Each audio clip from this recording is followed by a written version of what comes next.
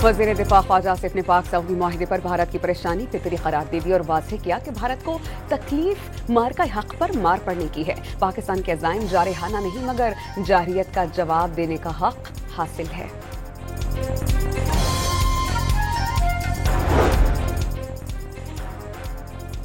Dubai में कौमी cricket team की प्री मैच कॉन्फ्रेंस मनसूख। टीम आज प्रैक्टिस सेशन में हिस्सा लेगी। एशिया कप के सुपर 4 मरहले में पाक भारत टाकरा कल होगा।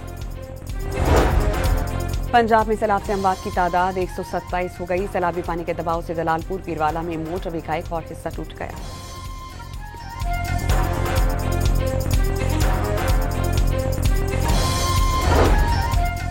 और दरिया सिंध में बदसूर सैलाबी सूरत हाल। रामचरोड में रेलवे ट्रैक वेरे आब। घोटकी में उबाड़ों के करीब नहर में 30 फीट चौड़ा शिगाफ पड़ गया।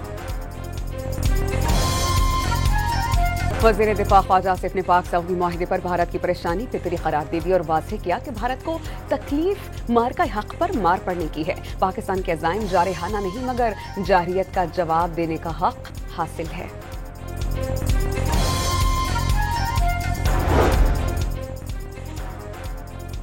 दुबई में कौमी क्रिकेट टीम की प्री मैच कॉन्फ्रेंस मनसूख। टीम आज प्रैक्टिस सेशन में हिस्सा लेगी। एशिया कप के सुपर 4 मरहले में पाक भारत टाकरा कल होगा।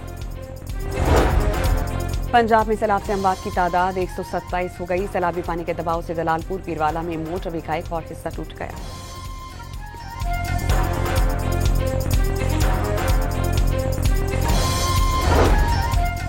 और दरिया सिंध में बदसूर सैलाबी सूरत हाल। रामचरोड में रेलवे ट्रैक वेरे आब। घोटकी में उबाड़ों के करीब नहर में 30 फीट चौड़ा शिगाफ पड़ गया।